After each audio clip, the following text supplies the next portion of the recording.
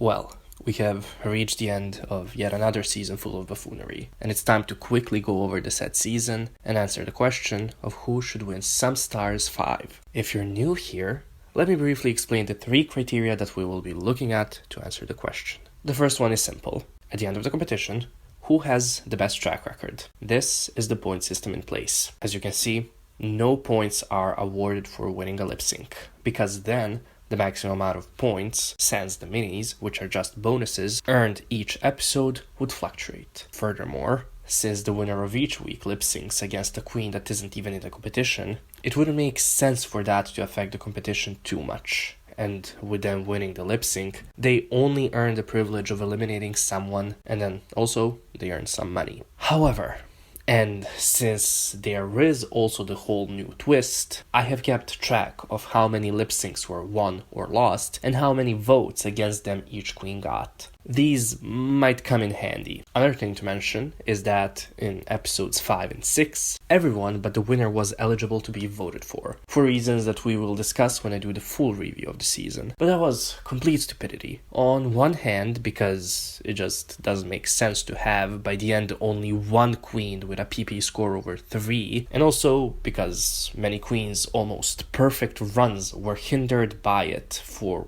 reasons that, again, will be discussed in the future. The last episode, having a winner and a bottom 3, is okay, because they had done that each season of Some Stars. So, as a result of that, we will be looking at the actual placements based on the critiques, rather than jamming everyone into the bottom 5 or bottom 4. The second criteria gives the people that don't want to listen a headache, and this criteria checks who was on the top of the competition the most. As the girls earn points each episode, there will always be 1 or 2 or more queens with the most amount of points. That's really all that we're looking at. It can't get any simpler. This criteria essentially checks the consistency of how good somebody was. Last criteria does not have to do with the competition aspect of the show, but rather the storytelling aspect, asking who had the best storyline. As with all of the other Who Should Have Won videos of mine, we are only looking at the competitors present in the finale. Here and today, those competitors, being in the top 3,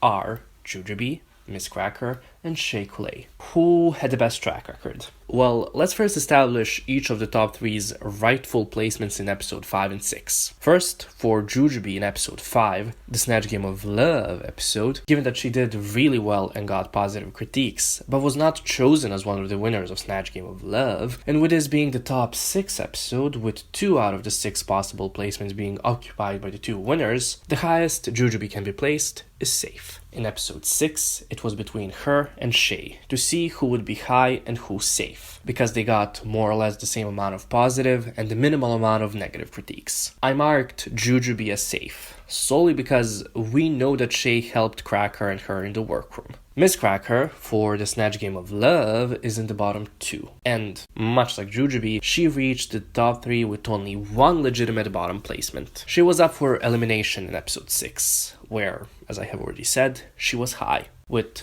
all of this in mind, the worst track record out of the top 3 is Shea's. She earned 22 points in the 7 episodes, so she's the first queen in Drag Race's history whose PPE score is almost pi. I did not know the spoilers for this season, so me tweeting this at the beginning of All Stars 5 proves that I'm a wizard. Shea is also the only one out of the top 3 to have been legitimately up for elimination twice, and she received the most votes against her. And before you all scream favoritism of other queens, no. You disagreeing with the judges does not mean that somebody got positive critiques for something that another queen got negative critiques for. If anything, Jujubee, whose track record got hindered with a twist of everyone's in the bottom, should be the one that you're calling mistreated. And speaking of Jujubee, she's second here, having earned 24 points. Juju's score is helped by her mini challenge win in episode 1. So, the winner of this category is Miss Cracker, given that she earned 26 points this season. The ranking of the top 3 is the same, even if we take the bottom 5 and 4 placements into account on episodes 5 and 6. However,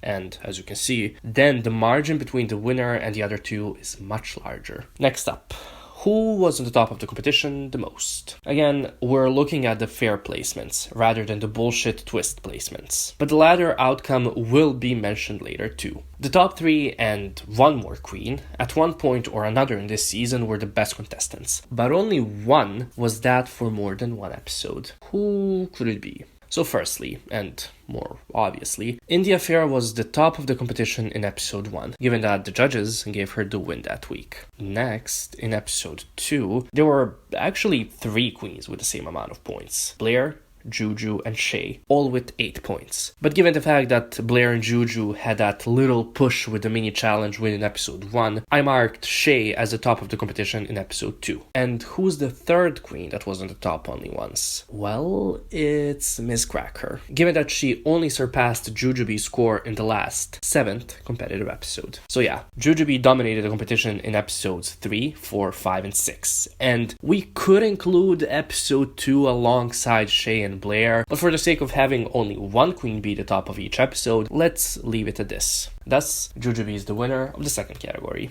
If we look at the tomfoolery twist version, Jujubee still wins, but Cracker is at the top of the competition in episode 6 instead of her. And lastly, who had the best storyline? Cracker completely embraced the strategic element of the game, and in the beginning of the season, she played the victim for it, but by the end of it, she completely embodied the strategic villain archetype, and honestly, good for her. Now, let's not defend nor attack her, but also let's understand that, yeah, being strategic in a competition rather than solely relying on your skills and talents is a villainous trope. And Cracker played that role very well. Jujubee, on the other hand, had the 3rd times the charm returning queen storyline. This is the first time that she wasn't the lip-sync assassin of the season that she was in. This is the first time Jujubee won a challenge, and also the first time that she lost a lip-sync. And had she won in the last episode, she would have joined Bianca Del Rio and Ben de la Creme as the only queen to have never placed below safe on a season. That did not happen,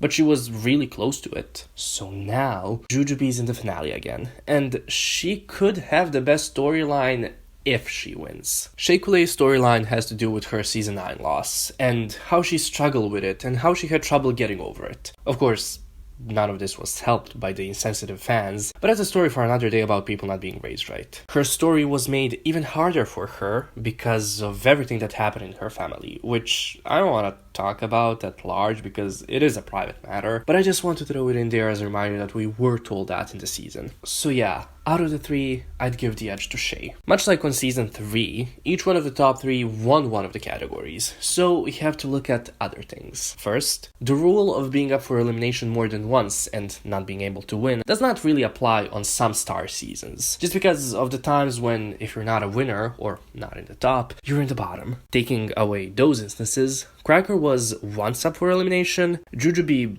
never really, because her episode 7 performance was not bottom 2 worthy, which is the same with Shay, but she was in the bottom 3 in episode 3, so everyone is still eligible for the crown. Let's turn to the twist of the votes. Cracker, out of the top 3, never received a single vote against her, albeit she was only once eligible to get votes, whereas Jujubee received 1 vote, so 6.6 recurring percent of all of the votes that she could have earned in the 3 episodes, and Shay received 2, and that's 2 out of the 17 votes possible, which is both ways you look at it more than Jujubee. Much like with track records, Cracker is first, Jujubee second, and Shay third. I personally would not include the lip sync assassins thing because, well, again, they don't bring anything to the competition but the privilege of eliminating someone if you beat the assassin. And the lip sync assassins chosen were really just people with maybe memorable lip syncs that were available in LA at the time. So I think we can all agree that they are really negligible. But for the sake of the argument, let's take that into consideration as well. Shay did the best in this instance, winning both of the lip syncs she was in. Cracker won 1, lost 1, and tied in 1. So she's at an even middle.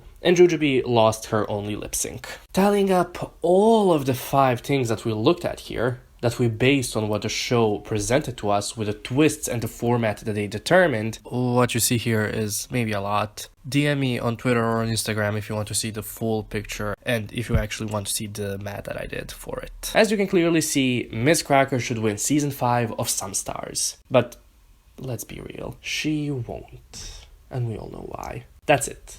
That's the video. I would love to hear your thoughts in your mother tongues in the comments about the finale, and of course, who should win it, and why from an objective standpoint, not in my opinion kind of statements. Thank you for watching.